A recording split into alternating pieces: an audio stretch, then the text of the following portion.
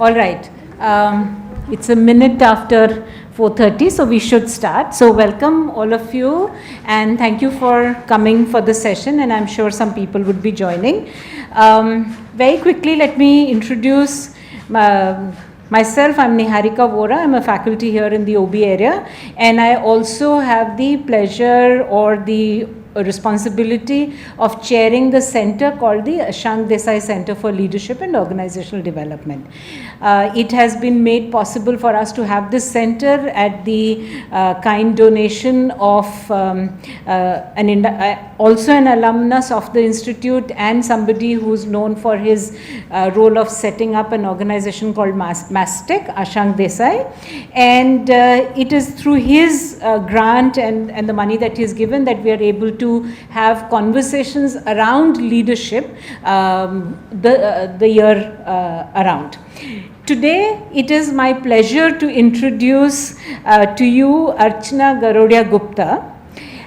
In fact, it is not often that on our platforms and our stages, at least I have had the opportunity to introduce a writer in history, a president of national body, a businesswoman, a board member, a musician, an educationist, a quizzer, and one of those experts that one doubts the existence of in shows like Kaun Banega Crorepati. So just the, an amazing, multifaceted person.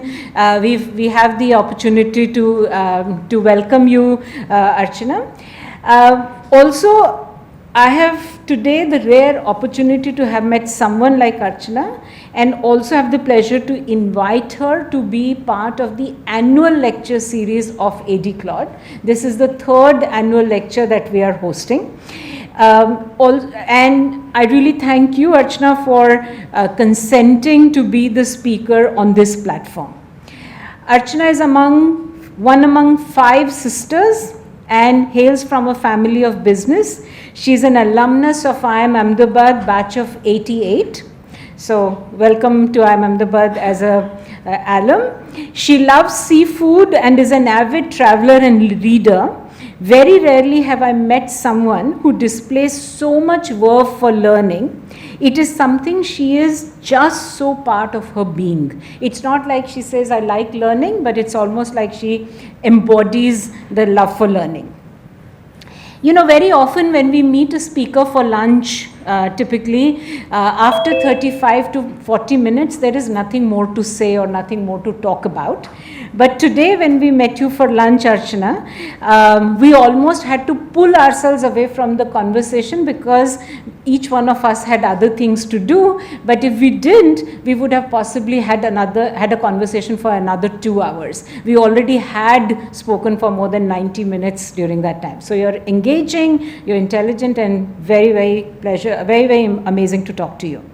So formally, Archana has written many books on history, contributed to a book titled Her Right to Equality.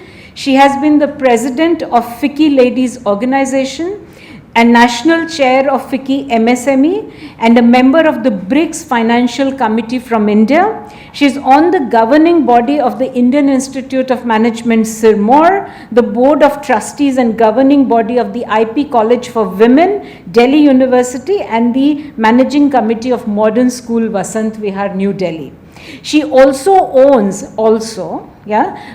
and runs a successful gems and jewelry business, which is a pioneer of Indian costume jewelry called Touchstone, and she has a significant e-commerce presence in many countries, especially USA and Europe. I don't know if she will have the opportunity to tell us, but in our conversation today, she told in her factory, in her organization Touchstone, 70% of the people who are employed are women, and it is not because she's biased towards women, and we believe it. With this, I will not stand in between her and you, and only would like to once again welcome her to IIMA, and thank you very much for doing this. Please. So may I request her teacher, Dr. J.P. Singh, who's here, to actually do something for us in honoring her before we start the session. So Dr. J.P. Singh also is a retired faculty from the institute, and he happens to be here.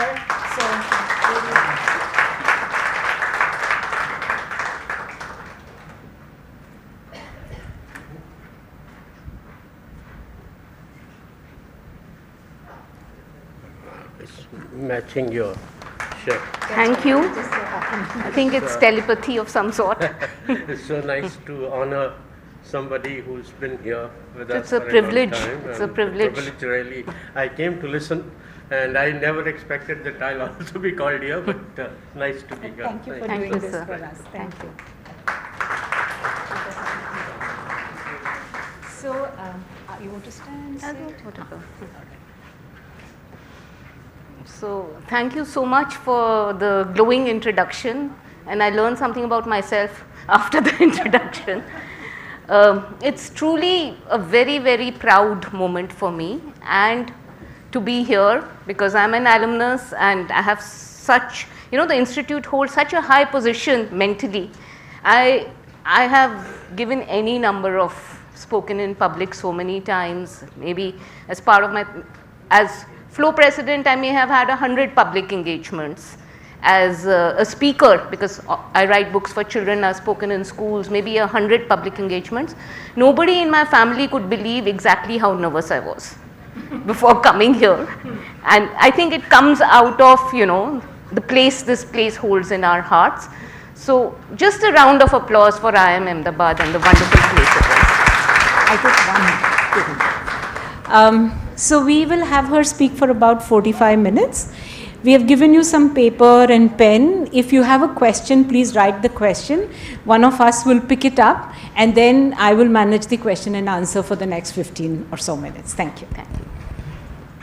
So a big debate which was going on, and I think it went on at lunch as well, is exactly, what are the topics I should speak on, because as I said, there are so many things I have done in my life, and what would be of interest, what would be part of a leadership lecture here, what would be of interest to the audience, and what would be something I think of value.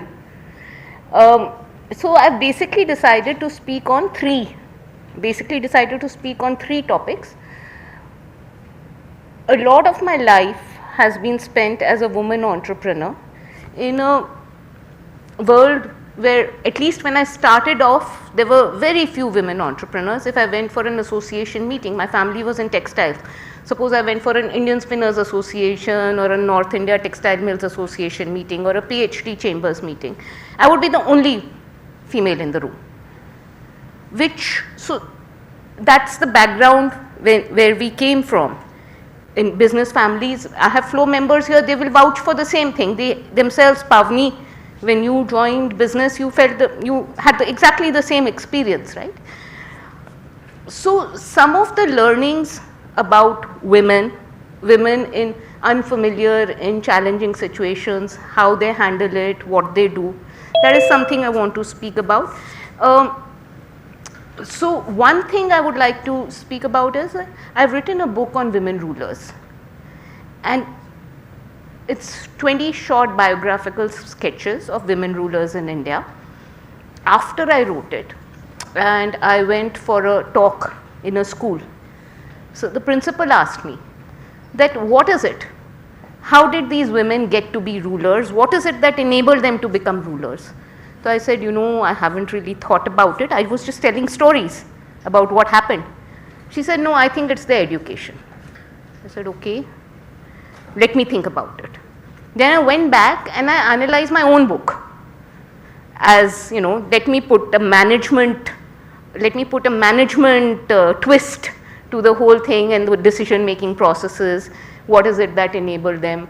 How did they, once they got power, because their challenges were different, how did they handle things differently? I had some insights.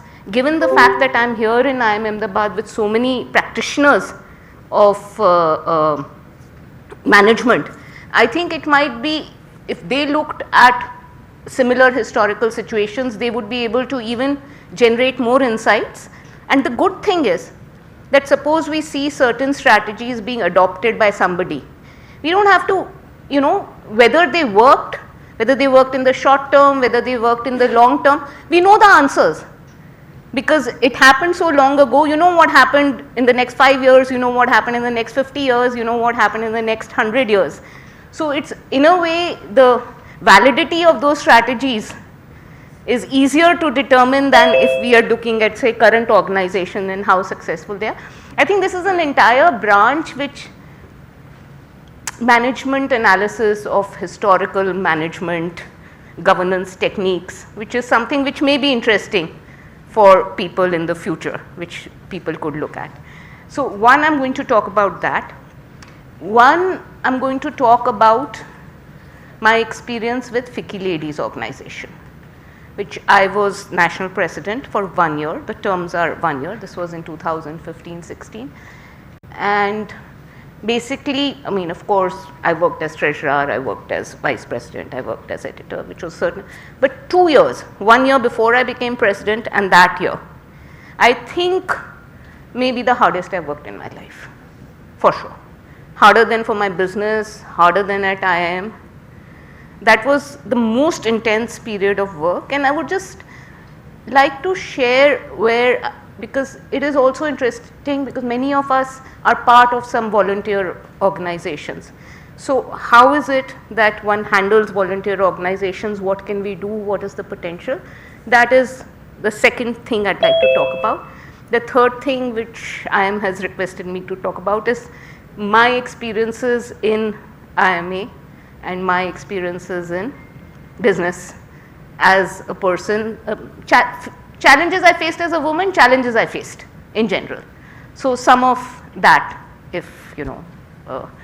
So I think I'll begin with the women rulers, if we can have the PPT.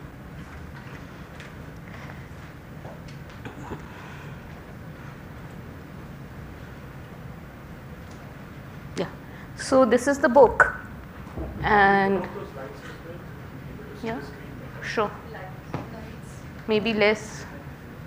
Screen is more for me than for you. You know, so I don't have to hold a paper and remember what I'm doing. There are not any exciting visuals particularly. Everything will go on. Okay, so just a little introduction. Women are underrepresented on the public stage. I think all of us know that. Less so now than, you know, it has been improving, the number of women in the public space. But I was commissioned by Hachette to write this book. This is about 20-25 biographies, 5,000 words each. I sat down, I said, okay, let me make a checklist of women. You know, who do I choose? So my first short list, long list, whatever you can say, was about 100 women rulers. I think very few of us have any idea that we have had so many women rulers in this country. This was just the ones I was willing to consider. There were many, many more beyond that. I chose some of the criteria was in a very typical Indian way: Northwest, East, South, Hindu, Muslim, Sikh, Isai, Baudh, Jain, and over the centuries, you know. But you needed one thing. I said the woman had to have been an independent ruler and not an influencer. Not somebody who was the power behind the throne, but somebody who was on the throne either as regent or as crown, but she was the decision maker. The only exception is Noor Jahan, who I've covered, because I personally think she was the most powerful woman ruler ever in the world. The only other contender I can think of is Queen Victoria, but she was a parliamentary monarch. She didn't take the decisions. Noor Jahan took the decision. So I said I cannot leave her out. The stories I see, one thing about women rulers, women leaders, is we tend to hold them up to much higher standards. If Hillary deletes her emails, that's enough to disqualify her. Her opponent can do everything under the sun, and your only looking at the positive. Here I'd like to share one kind of life-changing moment for me. President K.R. Narayanan had come to FICCI once to speak. I mean, he was vice president at that time, maybe 20 years ago, 25 years ago. And he started off by this famous Sanskrit shlok about women, Karyeshu Dasi, a woman should work like a slave, look like Rambha, be Annapurna in the kitchen, be Lakshmi, Rupeshu Lakshmi, Kshamayeshu Dharitri. Kshama mein Dharitri, like the earth. Of course, yeah, you do whatever and you're forgiven. And I was just wondering, okay. And then he said, this is so wrong. So this is so wrong. How can you hold anybody up to these standards? You make a list of 10 qualities, and if you fail at one, you're a failure. For men, if there are 10 qualities, you succeed at one, you're a success. So we need to look at this, and as women, it's not just that men are holding us up to that, but as women, we ourselves judge ourselves. That okay, I may be doing fantastically well in my business, but I'm not such a great sister-in-law, or my house doesn't look like, or I don't look like Madhuri Dixit, or whatever it is that you hold yourself, So this is something which I would just like to share with people. That thought which President Narayanan gave, that gave me so much strength in my life to make my choices. That okay, you have to keep certain things at a maintenance level, and there are certain things you want to excel in, and it's perfectly all right.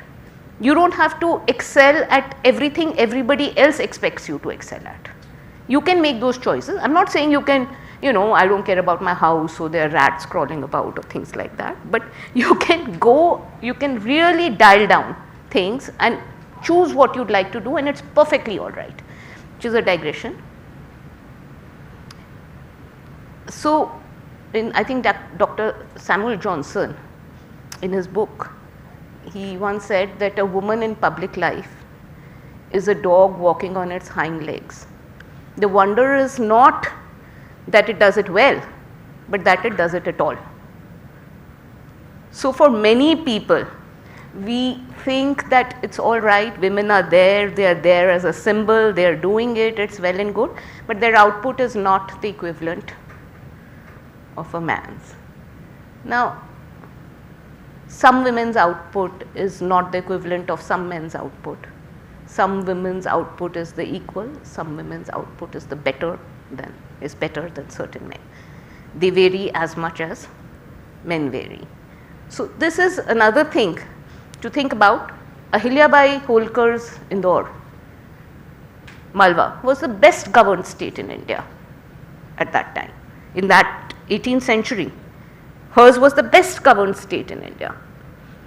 The Begums of Bhopal, the administration they ran in the 19th century. Bhopal was one of the best run princely states, the most concerned about people's welfare. You had women rulers whose kingdoms didn't run that well, but that's what happens. People vary. What I've talked about women, it's what's and all, because each person is a person. Women will equally lie and cheat and do all the things that men do to stay in power. They will have their idiosyncrasies, they will do all those things. In spite of it, you have to judge them on the same criteria as you judge men, however you define success. So that is one thing. Learnings. So as I said, when I looked at those stories, I saw that patterns exist and exceptions. Of course, if there's a pattern, I see it in 16 or 17 of those stories. It's not there in those 3. That is there.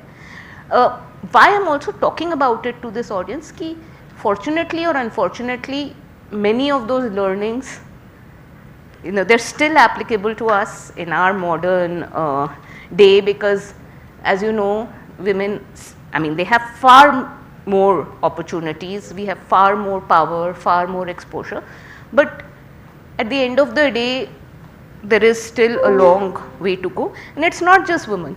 Any person who is coming from a disadvantaged, challenged background, I suppose those learnings would hold for them also.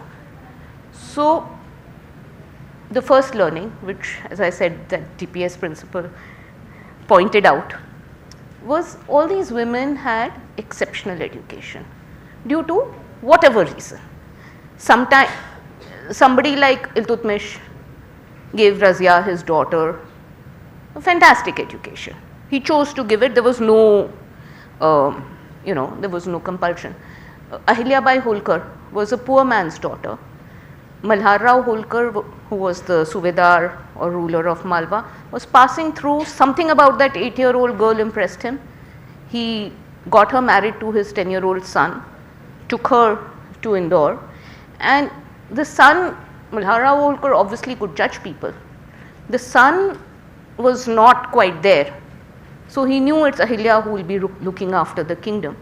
And he gave her a better education. I mean, he gave her the same education as his son.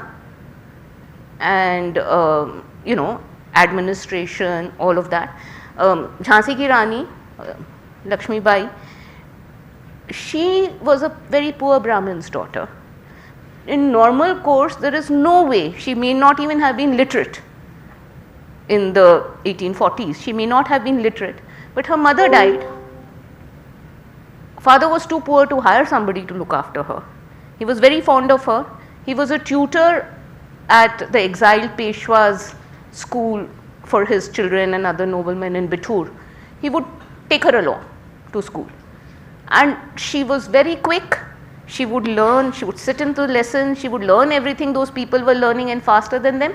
She became a pet and a mascot. And in that process got this fantastic education, 4 languages, 5 languages, arms and arms, Shastras, Ramayana, Mahabharata, whatever they were taught. So, and because of that she got a, the widowed king of Jhansi offered for her and she got to be a queen. So this education, all these women, the education placed them at a particular point of entry. It allowed them that position, and the learning for us is, even if we talk about empowering people from marginalized communities, if we talk about empowering women, I think the first thing which will place you is to just give in first class, A-class education. And I think I would very much challenge anybody who says that if you have, say, an education from IIM Ahmedabad, wherever you belong from, wherever you are coming from, you will definitely you will achieve something in your life. So that is there. The second thing is, all these women had champions in their family. The sad part is, when I was going through all those stories, there was not a single woman ruler who was not from a royal family. Either they were born, they were daughters, or they might have been poor, but like Ahilyabai, they got married into the family and therefore came in position as a regent. For men, we have many. Malhar Rao Holkar, he used to be a shepherd, but there was a pathway for him. He joined the army, he got promoted, his exceptional abilities were recognized, he eventually became a Subedar, then his family became independent rulers. For women, it's an indictment of society at that time that there was no pathway. We cannot say there were not enough talented women, we cannot say women were not capable of doing the job they were doing, but there was no pathway. So today we have pathways, and one of the things which, as part of maybe FLO or any of the grassroots work that we do, one of the things we can do is to create pathways. To create pathways which people can navigate. Most of the women, sorry, what happened to that? Most of the women who, because they had champions, they had some experience. They didn't come in raw. Their champions gave them administrative responsibilities. So somebody like, we have access to the letters written by, say, Malhar Rao Holkar to Ahilyabai.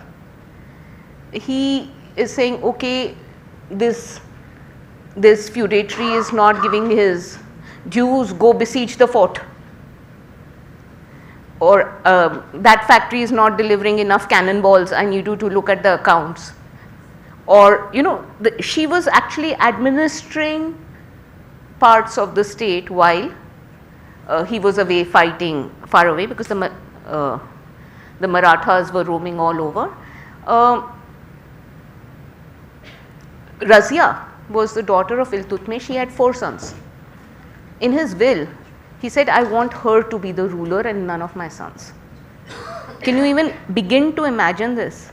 Even in today's business families, can you imagine a person who has 2 sons, 3 sons, and who says, I want my daughter to be CEO? Very rare.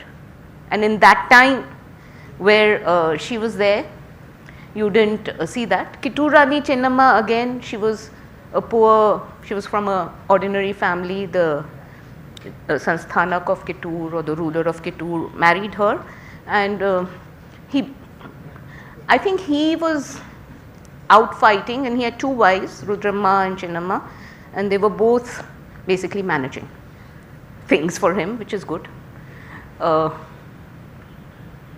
It really was harder, because the minute women do face greater challenges, simply because there is a perception that they are weaker or less competent. So if you see any of the rulers, when they came into power, there were immediately an escalation in external threats, and there was immediately an escalation in internal threats, because all the other relatives of the king, they would all think that, you know, it's us who should be the ruler and not her, and the neighboring kingdoms would think that this is the time. This is the time we can attack and we can conquer the kingdom. Again, Razia, for example, she wasn't able to survive. She was just there for 4 years, continuously at war. She had younger brothers, so the noblemen were trying to replace her with one of the brothers, and she actually fell to internal threats. She finally died in a battle just after 4 years. You have, I'll just tell you story of Mangammal, Rani Mangammal of Madurai. When her husband died, she became the ruler. This is at the time of Aurangzeb, and immediately Mysore, Tanjore, all her the Ramnad, all her neighboring kingdoms immediately attacked, and she had to work out. She had to work out where to fight, where to do a treaty. With Tanjore, you know, it was Shivaji's half brother. The Bhosle dynasty was ruling, and they really had the best kind of cavalry and techniques.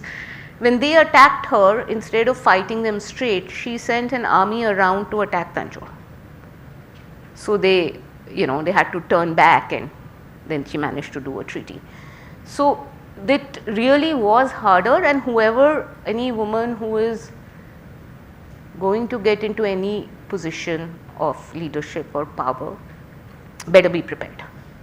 Better be prepared, work out the tactics, work out what are they going to do about it.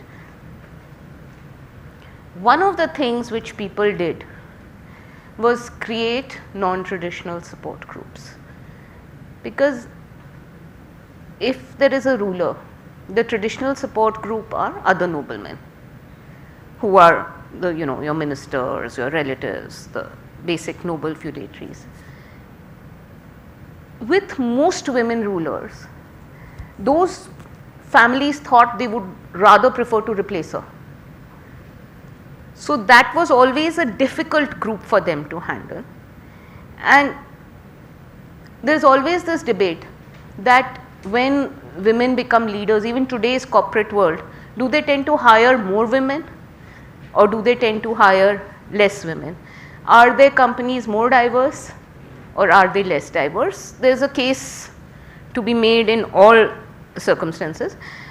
In general, they are more diverse. If you look at data today, there is a Harvard Business Review study, there is a there was a German study, so I was looking at these studies. They do tend to be more diverse. As I said, in my company, I have 70% women, and some of it is because I don't disregard women. You know, when I have an application, I won't say this is a production manager, how will a woman handle my workers? I won't do that. The second part is, because we have a very comfortable working environment for women, I close my factory at 6, nobody is allowed to work overtime. If anybody wants a leave, I will cut the half day or whatever, but they are allowed to just go and do whatever they have to do.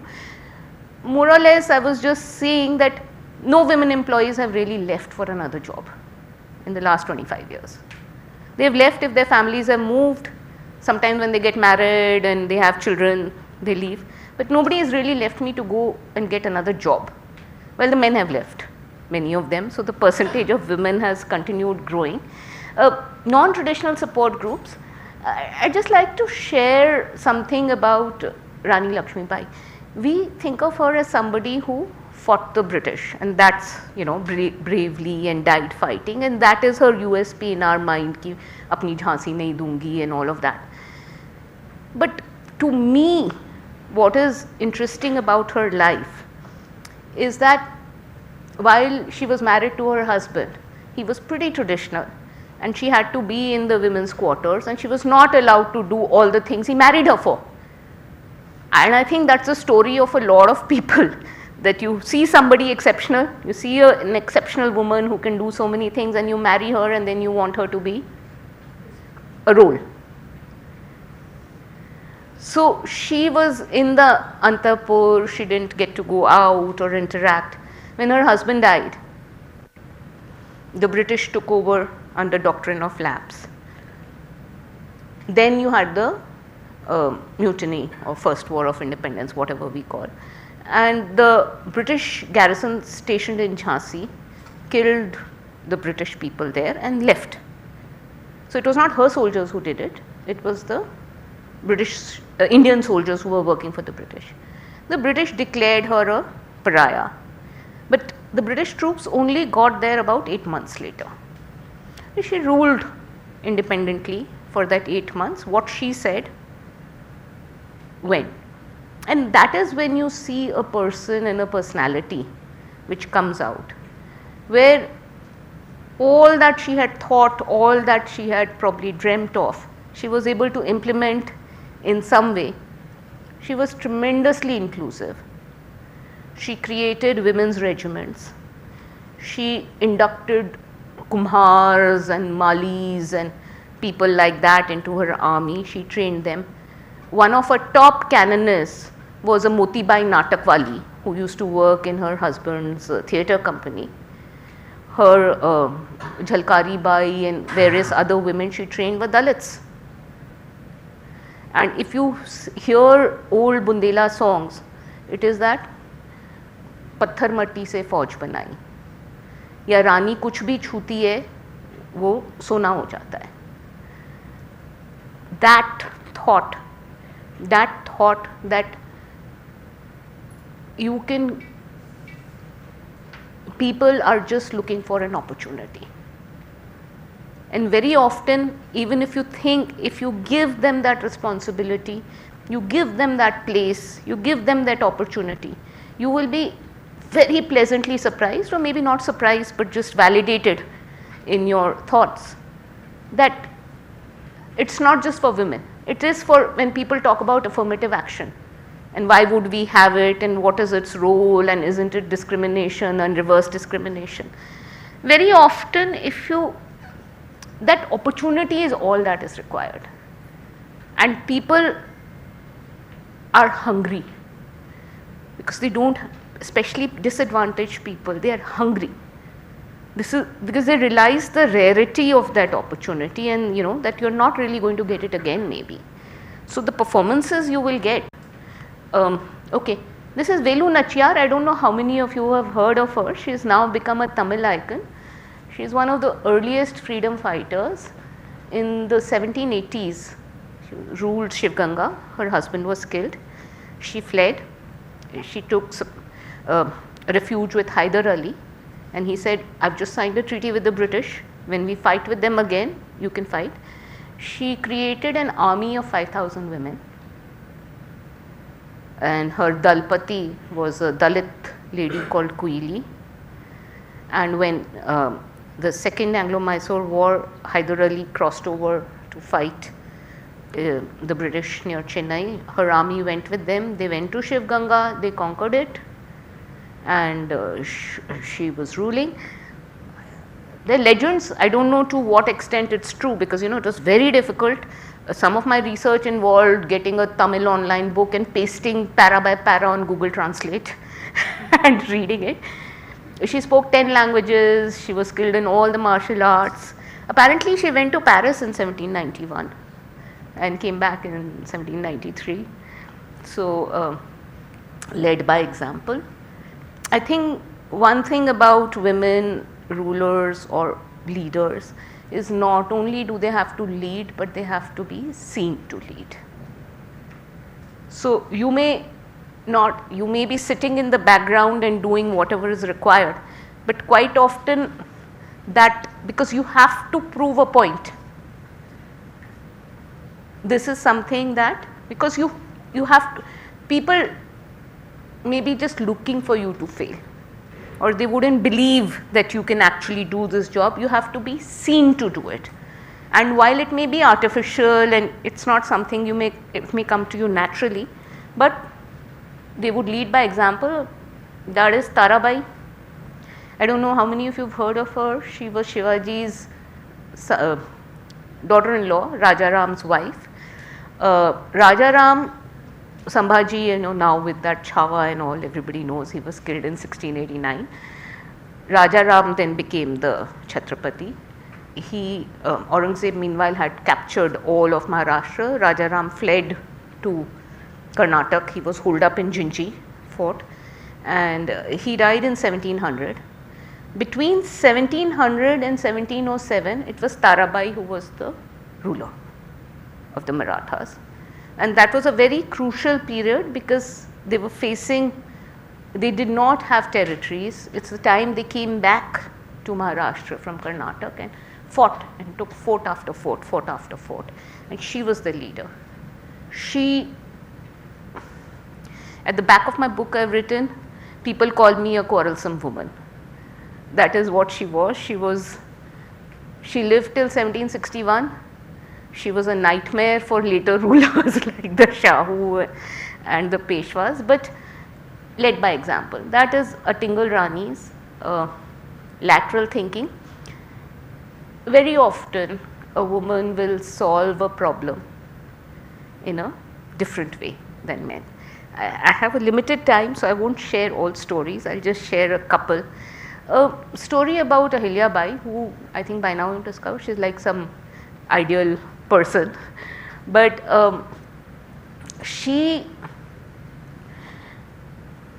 after her husband died, her son was crowned. Son died young. Now she didn't have any other heir at that point. She said, I would like to be crowned myself. I think she was probably banking on her daughter getting married, getting a grandson, or holding that spot open. Even her, faithful Prime Minister Gangadhar couldn't stomach the idea, okay, Mahabharat mein likha hai, if a woman rules, the kingdom will sink like a stone raft in a river, etc.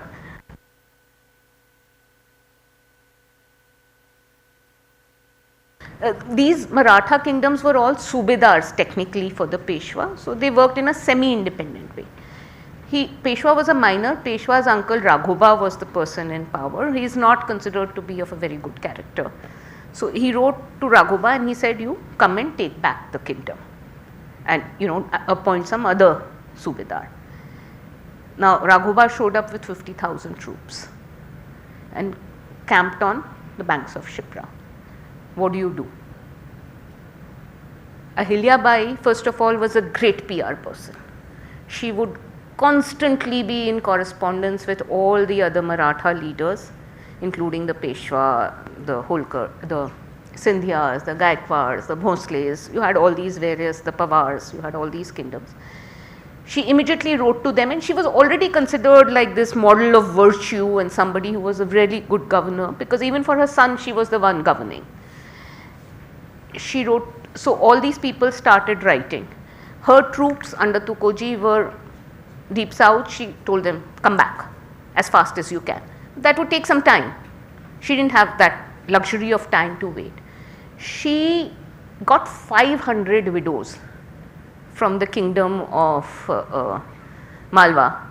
They were not warriors, just regular women, sort of taught them to sit on a horse and wave a sword about. And she herself went on a hathi in armor, and they went and stood on the other bank of Shipra and sent a message to Raghuba, we the widows of Malwa have come to fight you. If you fight us, you will be infamous.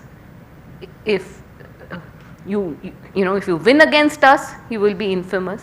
If you lose against us, you will be even more infamous. So by then that Raghuba had got letters from every person of importance in the Maratha Confederacy, that what are you doing, leave her alone, she's a saint, this, that. Plus, now what does he do? So then he said, no, I've just come to condole with you on your son's death. And she said, please leave your army behind, come with us to Indore. He stayed for a month, she treated him royally, and he left. And and she was installed as a thing. So we have all these stories. Rani Abbakka you may have heard of. She was the ruler of Ulal, and the Portuguese used to have a system where they had you needed a permit from them to trade, and she saw no reason why she should pay money to them. So they burnt a ship of hers.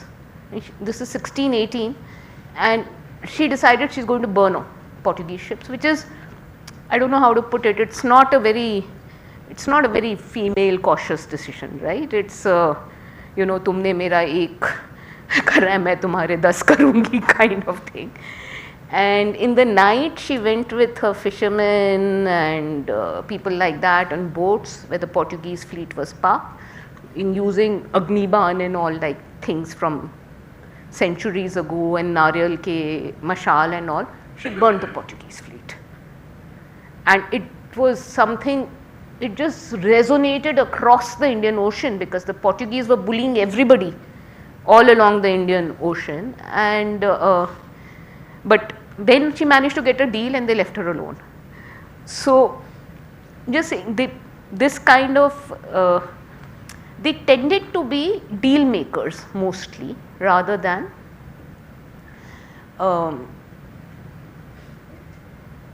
war was almost a last resort. War was not the first choice they would make, and you would see it especially when people took over from their husbands, say, as you would immediately see a change in policy, where they would be looking to make deals with people. That is, I think I don't have too much time, that is Begum Samru. It's again a fascinating story. She was a dancing girl in Delhi. There was an Austrian adventurer called Baron Reinhardt who picked her up from there and eventually married her. He used to lead a band of 4,000 mercenaries with about 100 European officers, because this is the 18th century Gardi ka waqt. Matsya Nyay, that is what prevailed. The Mughal Empire was collapsing, everybody was fighting everybody, mercenaries were valuable. When he died, she became the leader of the mercenaries with 100 European officers reporting to her. And she had this kingdom in Sardana. She was the consummate deal maker.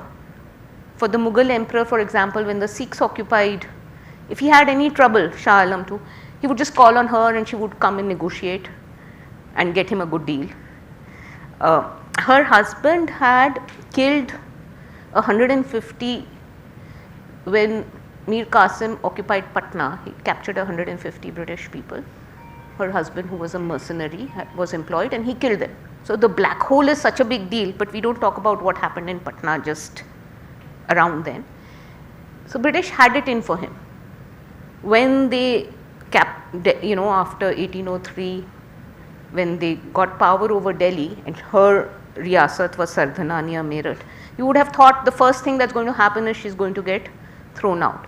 But she managed to find those points and negotiate with Lord Lake, who was the British person, and get the deals. Focus on welfare. Typically, in their rules, you would find a greater spending on public welfare and less on war. And most of them would not have personal, they would not be spending so much on personal show. And this is something which you look across and you see it, the Begums of Bhopal, the kind of Bhopal had the first piped water in India, so many things they did.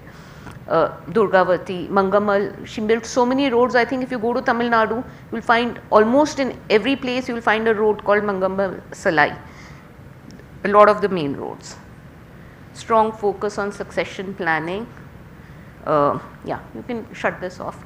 So this is something about women rulers, and I think you would maybe, I don't know, would you find in women run organizations that do they have better policies for the staff and the employees? Something to think about. Do they have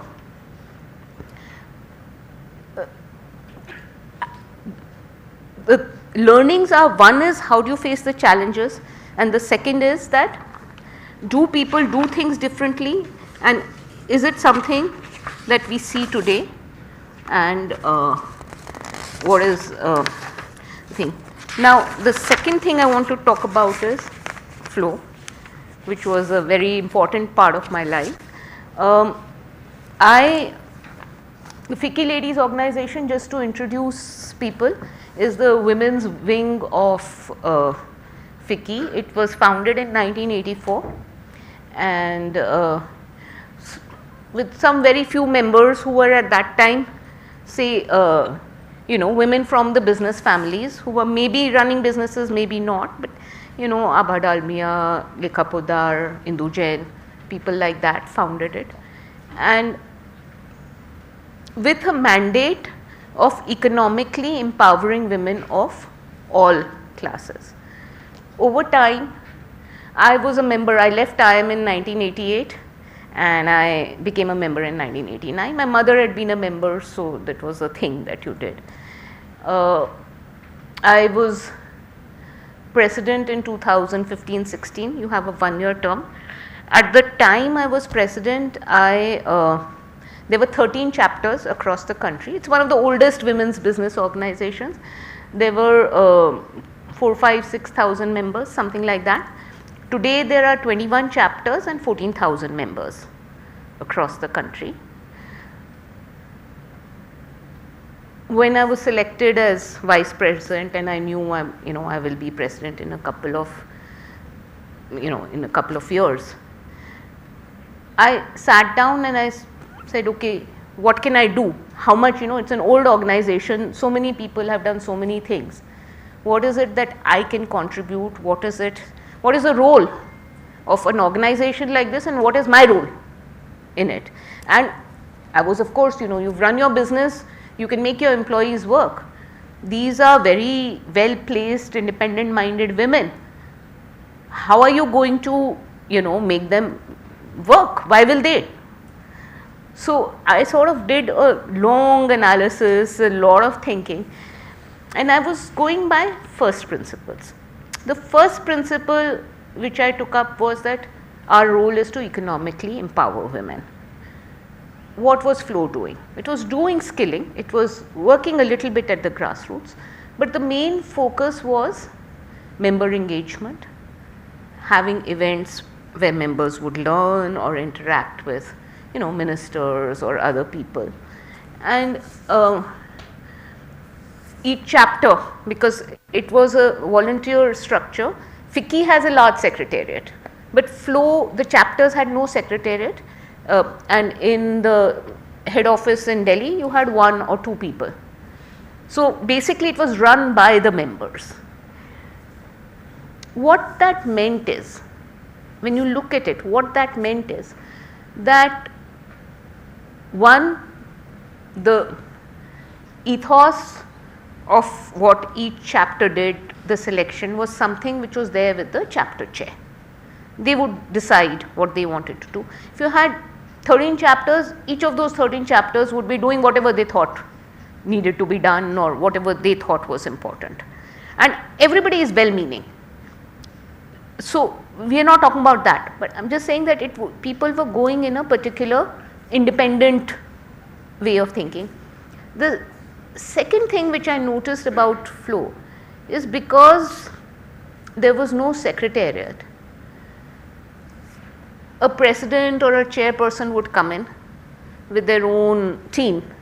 They would work really hard and then they would leave and the new president would come in, and all that knowledge, all those contacts, all of that would be lost and everybody would start from scratch again.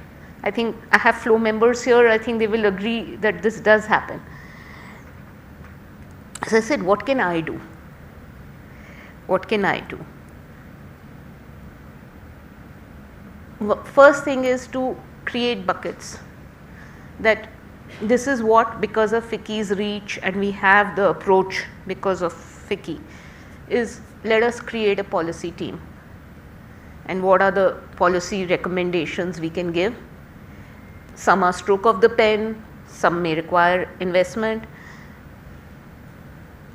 Let us make a set of recommendations and share it out with all the chapter chairs. The first thing I did was to create a bond like this with my chapter chairs. And I can say after 10 years, I have flow members who are nodding, we are still like this. The kind of bond we created, we all wanted to be in the same page. So those policy recommendations were shared, and it was not just me sitting and telling everybody this is what you need to do. I was asking, it was a two-way process. We sat down, we hammered out something, we said this has to go, each chapter has to go and present this to the CM, Anandi Bain here at that time. Each chapter has to present it, you have to go and meet the finance minister, you have to go and meet the women WCD minister, whatever, and we need to go with these policies that hoga hoga, nahi hoga, nahi hoga. Let us put it out there that here is a way that you can help. Some of it was like property, I can share those recommendations, but there was a set of points. The second thing is that I created committees. I said let us have a committee with a 2-term tenure chairperson and a vice chairperson. So at least whatever that committee is, there is a national committee and a mirror committee in each chapter, and the head of the chapter committee is part of the national committee, and let us have the information and the, because also what happens is, suppose it's only the president who has a relationship with the chapter chair and everything that's done in the chapter goes through the chapter chair, it becomes a one-to-many kind of relation and sometimes even a one-to-one relation. But if you create a many-to-many relation, then you avoid that bottleneck.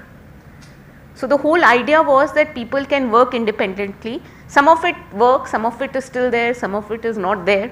But I think the committee creation on a wide range of topics is something that I did. Oh,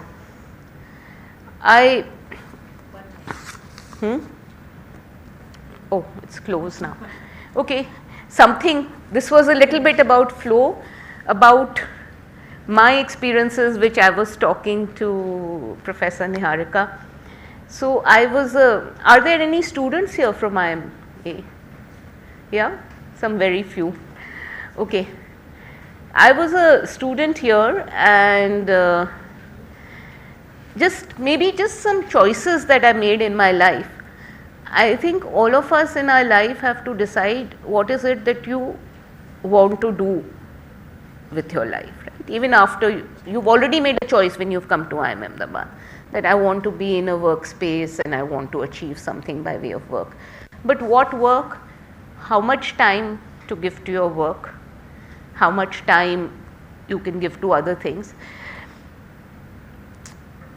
There are many narratives out there.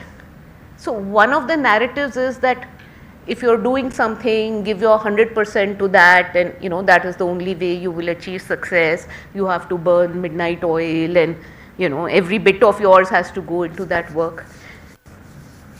I think something like that is true. You can do it for very brief periods of time, but it's not a way to design a life. So part of my upbringing, which my I was in business, obviously that is something, you know, we had industries, but he would come home at 6 and then we would go for some theatre, some concert. We would have a huge number of books at home. We learned classical music, we learned classical dance, we went for film festival kind of movies, high culture. And all that learning was given a great importance. So because of that, that's something we internalized. And when I came to IIM, I must say, first 3 weeks I was wound up like a ratchet, because I would get up early, I would go to class, I would go to the library after, study, and then go to sleep. And I think I would have had a breakdown soon enough. And then I discovered this fiction section in the library, which was on the second floor in one corner, donated books. But then I said, okay, this is not the way to go. So I was reading. As I was saying, these are very often right brain decisions that we disguise as left brain decisions. It's something you want to do and then you tell yourself this is very good for you. So I did that, and I think all of us have multiple objectives in our life. Now one way the Hindu system, they say कि भाई 4 पुरुषार्थ होते हैं, your dharma, earth, काम, moksha, and different parts of your life, your Gyan is in the brahmacharya, your earth and calm is in your grahasth, your dharma, public, giving back, all that is in your vanprasth, moksha. But at least in my life, I like to put all those things together, running as parallel streams. Sometimes something is narrower, sometimes something is wider. And even in the Greek philosophy,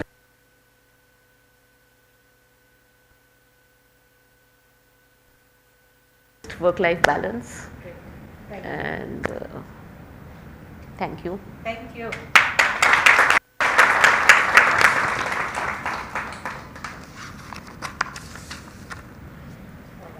So I know we are at a time boundary, so I'm going to ask a few questions, Archana, that have come up. And each of them is a very interesting question. I may not be able to ask all of them at this point of time. One question here is there any role of non-violent communication among the women that you have studied when they have been fighting for equality or, you know, just fighting for their things? Is there any instances of non-violent communication?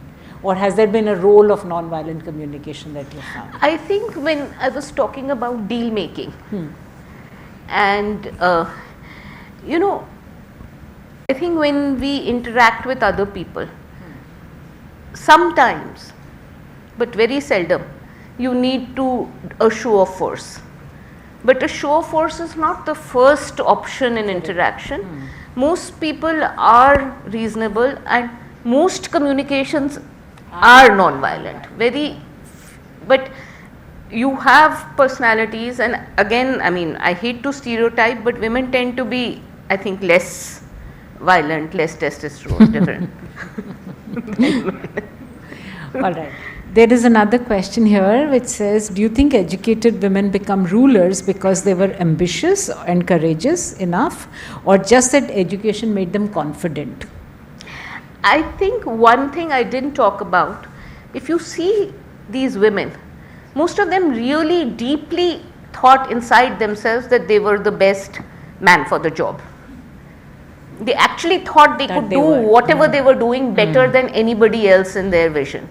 So that, whatever you may call it, arrogance, justified, unjustified, but I think without that kind of confidence that really I can do the job and probably better than you, you're not going to step up. You'll step down and let somebody else do it. What is it that makes you take on all of that?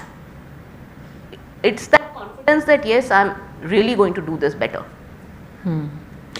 There are two or three questions here which I will ask. One is, what are some of the measures to attract diversity from other genders by women leaders, especially from the diversity angle?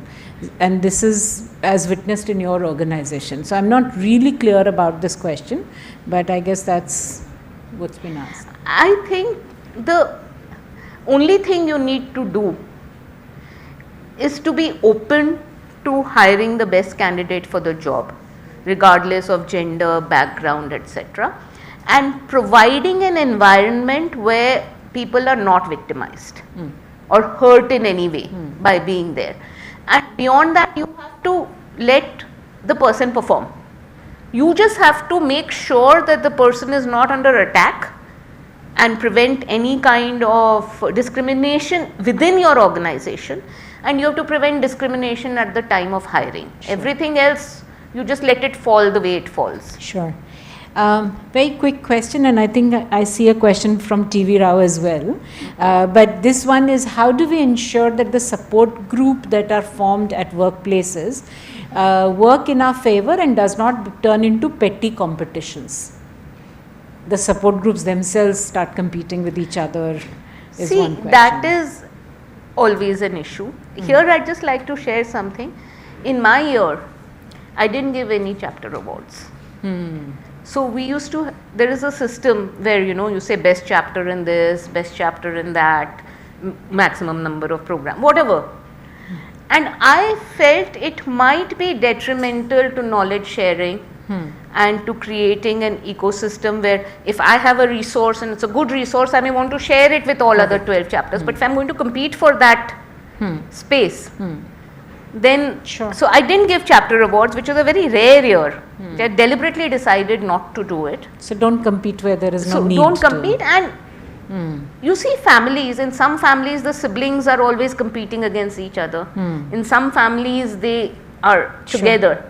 And that I think has to, I mean this is my analysis, but if the parents compare the siblings or they favor one sibling, or you have to earn the love of your parent, then those competitions develop. Correct. If as a boss in my organization, if I'm seen to favor somebody who behaves in a particular way out of thing, then it will create a different Absolutely. atmosphere. So one last question from the audience here and then from TV. What core values or beliefs that have constantly guided your decisions across your various leadership roles? Your own. I think the very basic values that anybody, our, say what our constitution talks about, equality, fraternity, Respect, bigger dignity. values. And here I'd just like to share a small, the Ashokan pillar in Firozshah Kotla has a Prakrit saying on it, where they describe dharma. He says, Dhammo sadhu kiyam chu dhammati. Dhamma is good. This is in Prakrit. Dhamma is good, but what is dhamma? Apasinave bahukayani daya dan sach shoch, which means little bad thought, a lot of hard work, daya, kindness, Sure. dan, generosity, truth, and pure heart. Pure heart. Very nice. Thank you. There is also a question from TV. He's asking, are there something that you learnt at IIM Ahmedabad courses course. that you've applied? Of course. Good evening, sir. So you can unmute him, please. Good evening, good evening. Good evening, Very sir. nice to My see last you. interaction was where I got almost severely punished for showing up 3 days late. You were dean. You were dean.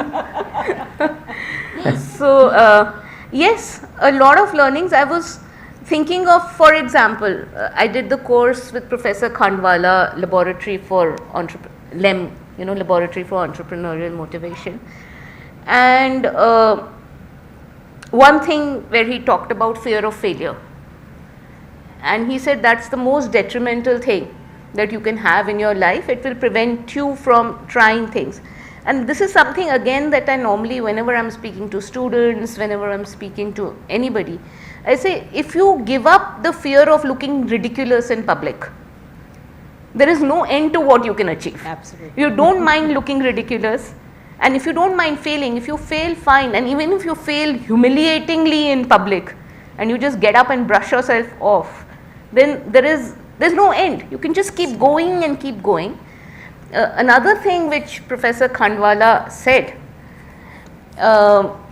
he said that, okay, entrepreneurs succeed in areas which are less, they're new, they're risky, but when they work, they enter a risky thing, but they try to minimize their risk by predicting and working hard at maybe getting alliances or things which will reduce the risk. But he said at the end, you will have a leap of faith. There will be a gap, there will be a gap in the unknown which is not covered by data, which you cannot predict, which then you have to handle. Take a leap of faith, yeah. So, I mean, of course, many things, but this is something I was actually just thinking about in the morning. So many things.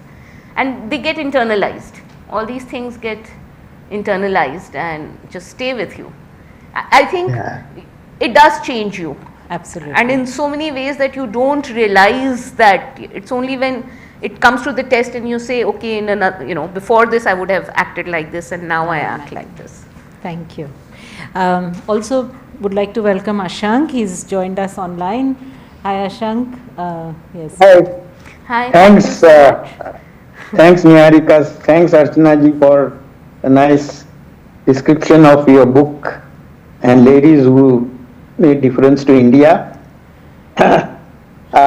Nice to hear about your FICCI thing, because I am in FICCI National Council for last 10 years.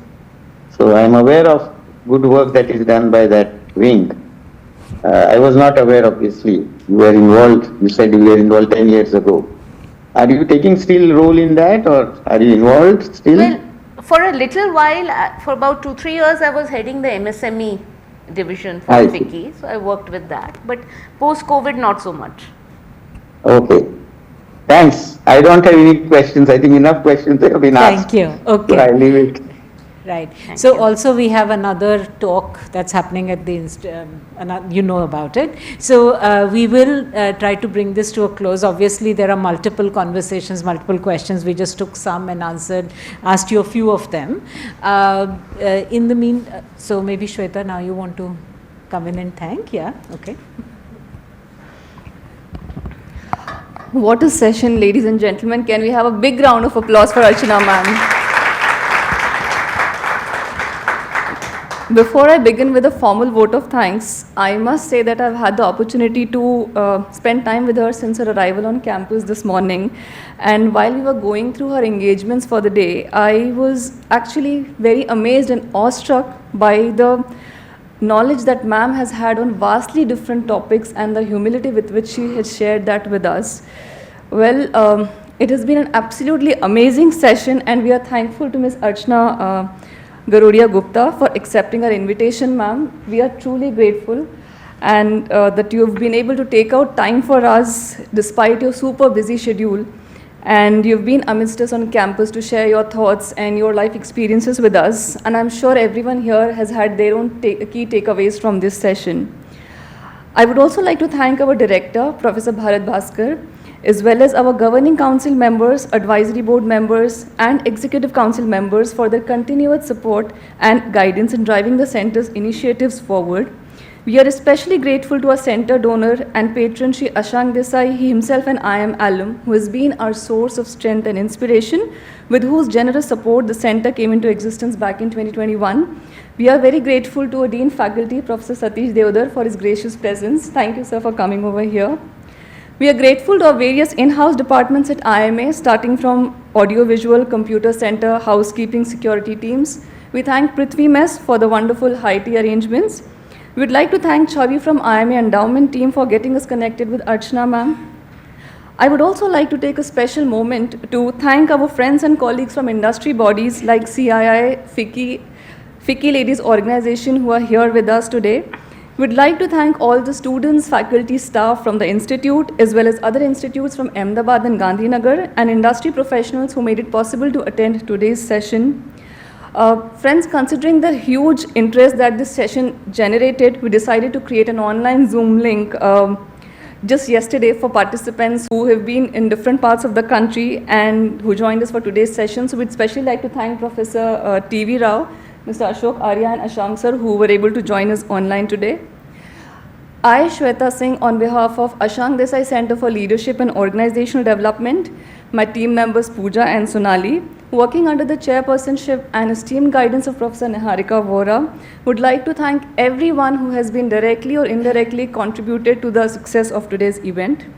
At Ashang Desai Center for Leadership and Organizational Development, that we very lovingly refer to as ADCLOD, we regularly hold such conversations and we engage with the academia and industry alike, and we invite all of you to please stay connected and stay updated on our future events.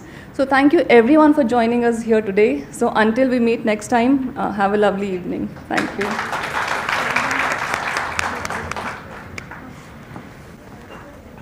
So that not only do you carry a stole, but a little mug also. Oh, from the thank you campus. so much. Thank you. Thank you everyone for coming. Thanks. Thank you. Sorry, I could Pleasure not come to earlier. meet There you. were some other meetings I had to leave it. Wonderful. Busy day.